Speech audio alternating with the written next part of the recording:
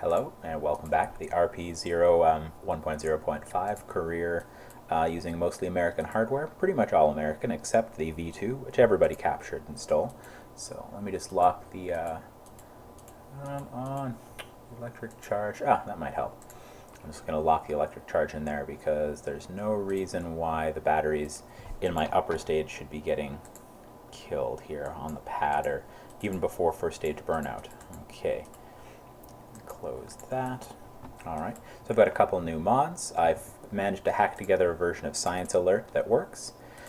Thanks to Elizabeth for the suggestion, and yeah, luckily I happened across the fixes just fine. And another mod I really like.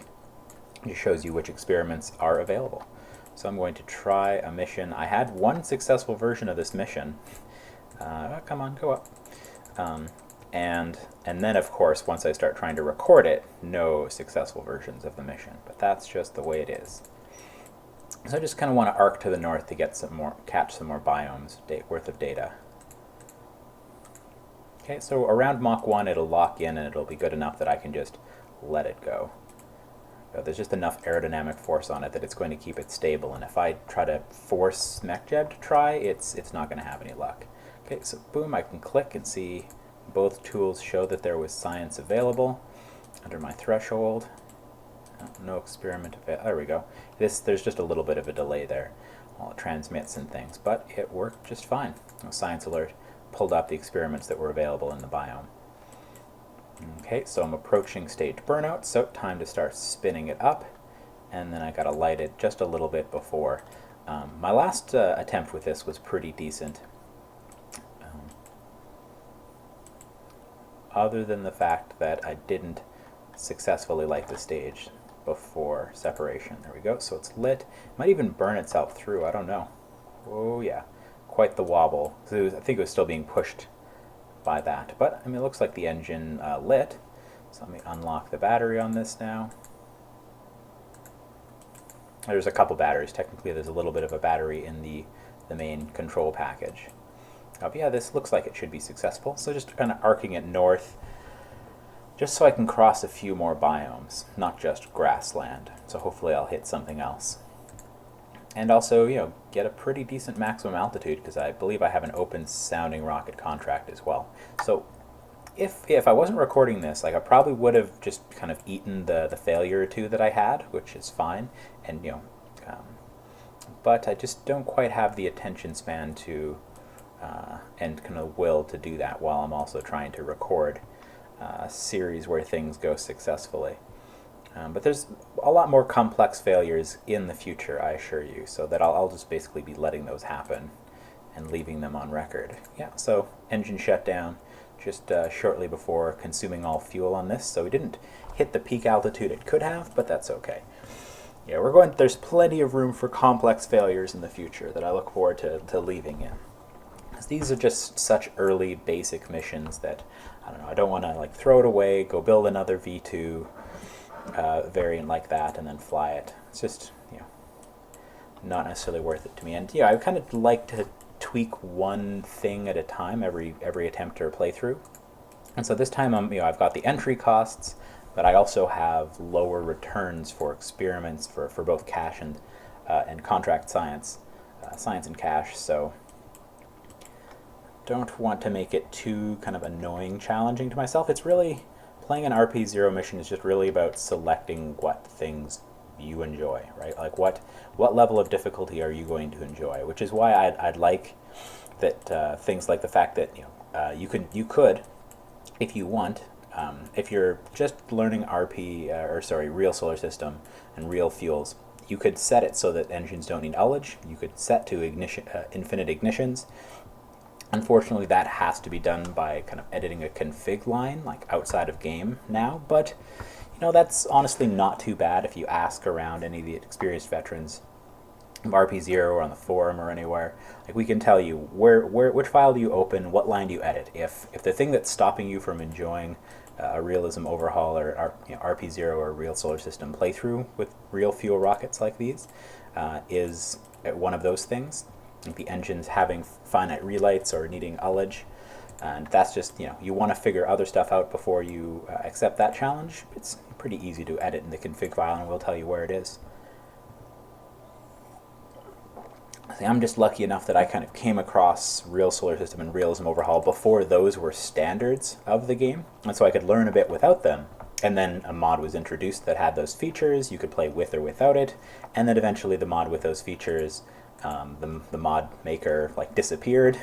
I think for Ignition's Engine Igniter, which previously handled those things, it was Honey Fox, I think, and then he disappeared or stopped managing the mod, and so it, Nathan Kell recoded it into Real Fuels itself.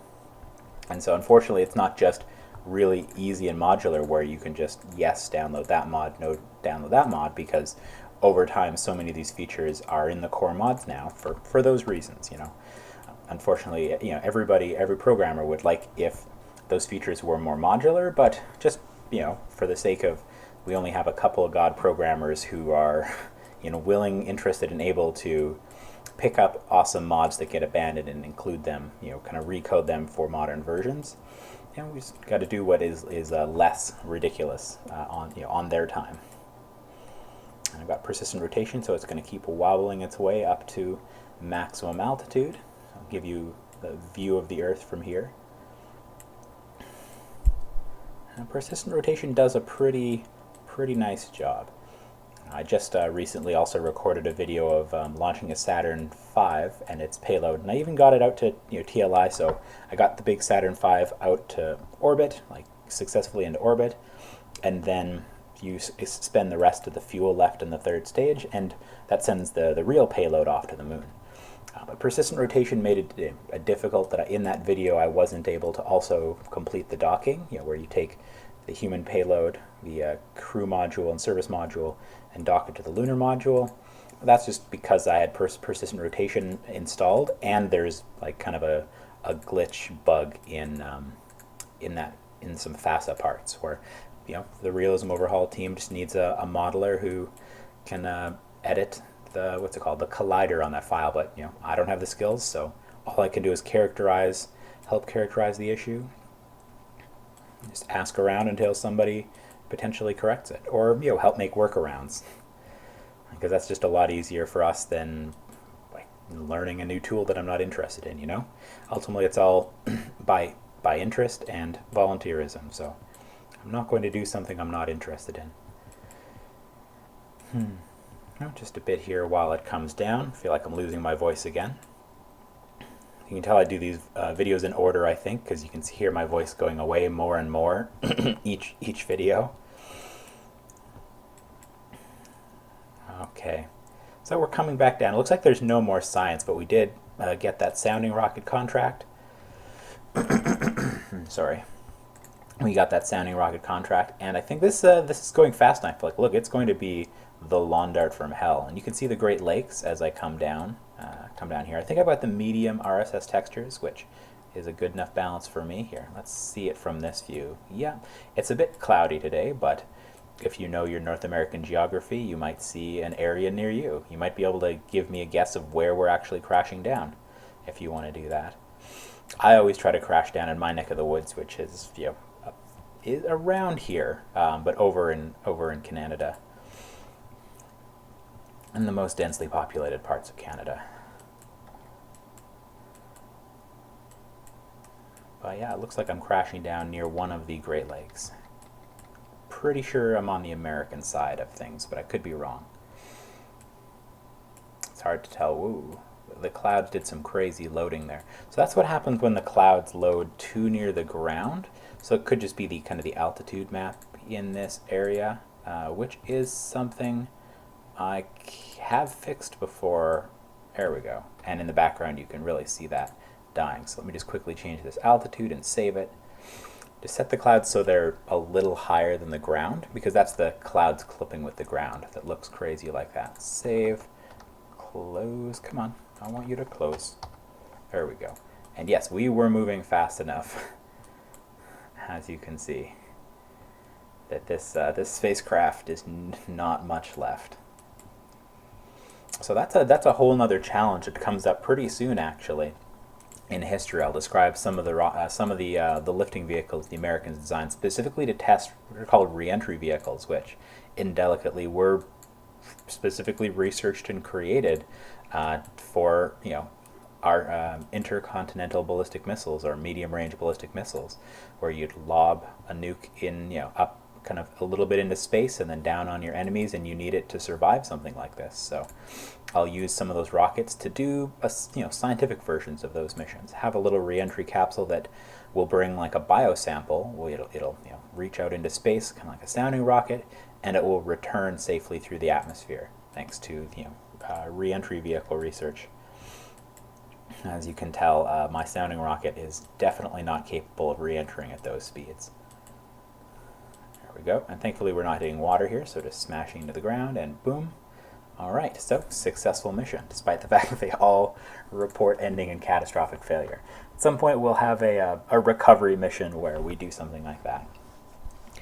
I believe it's the Thor, and Thor Able was for that specifically. I don't know, I'll do a little beforehand research, but some vehicle was specifically made to lob it's like a couple 100 kilograms, like half a ton nuclear warhead re-entry vehicle. There we go. So that was just a quick run with a couple of new science mods that will probably make it easier to capture new science in the future, but in the medium term it looks like we're going to just be rushing to when this tech is done. So we've still got a couple minutes in this video, so I'm just going to warp to completion of that technology. Or here, let me stop warp for a moment. So what do I have? Yeah, I may as well spend this upgrade point here. I don't have enough cash to buy upgrade points. I usually do at this point, but I usually play on an easier difficulty, of course, where if I click this for 10,000 funds, I would have another research point. There we go. So we have early avionics now. So let us go take a look. So next on the queue, it researches techs one at a time. And so I don't have enough money. Definitely don't have enough money to be buying upgrades there, but that's okay. My rockets won't be exceeding those measurements for a little bit. So that might have unlocked some new contracts. I might go take a look at that. But let's see the new parts that we've unlocked early avionics. If I recall correctly, I researched new control parts, but not new lifting parts. And I feel like I need both of them to really do anything. Yourself, like you could totally try doing something fun with the with just one set of the new parts. No new engines. Nothing showing up. None. Looks like it's all the same stuff. I'm not sure why I'm not seeing any new parts. Maybe I just misremembered what parts I should have unlocked. But I seem to have the same engine still. And I don't really care about fuel tanks. They use all procedurals for the most part. Yeah, it doesn't look like I actually got anything. So let me go look in the science lab to see what happened. Because I should have a new tech now. I should have a couple of new parts. Well, first I'll check, since I know it did unlock, since I saw it unlock in that time calendar. I will go look at contracts, see if there's anything new, and then I'll go look in the research lab. So at least there I should be able to see what parts I should unlock. And then in the background of things, I can figure out why they didn't. So it still wants me to put up an artificial satellite, which I'm actually getting to. I should be able to build a rocket that can do that pretty soon. Sounding rockets medium and high. So high is pretty high. I don't think my current craft could get to that altitude, but mediums are always easy. No trouble doing that. And none of those other things. So yeah, let's take a look. Tech. Projects underway. So early orbital rocketry is what we're researching now. So these are the parts that we'll be unlocking soon. And these are the parts we do have. So yeah, I should see these parts in the VAB without having to spend all the money to buy them all at once. You sure want to research this part? Cancel? In the VAB, I should see these options. See the prices underneath? That's what I should have to pay in order to make use of them, to get access to actually build them. But I should see them in the VAB and see each of these individual prices for them. So for instance, the first satellite I put into orbit is going to be that Explorer 1 probe, so I'd click on it in the VAB. I'm just watching my wallet here. Yeah, so it cost me. So now I have it. I own that Explorer part, but I should be able to unlock these in the VAB as well. And I'm going to want these science. Actually, definitely spoke too soon, because I think at the beginning of this video, or one of the previous versions of this video, I was talking about how I'm not going to be using those sounding rockets for much longer, but it looks like we absolutely have reasons to be using those sounding rockets, because now we've got new experiments. So I bought a couple of them, but I should still see these parts in the VAB. So I don't want to pay to purchase those parts right now.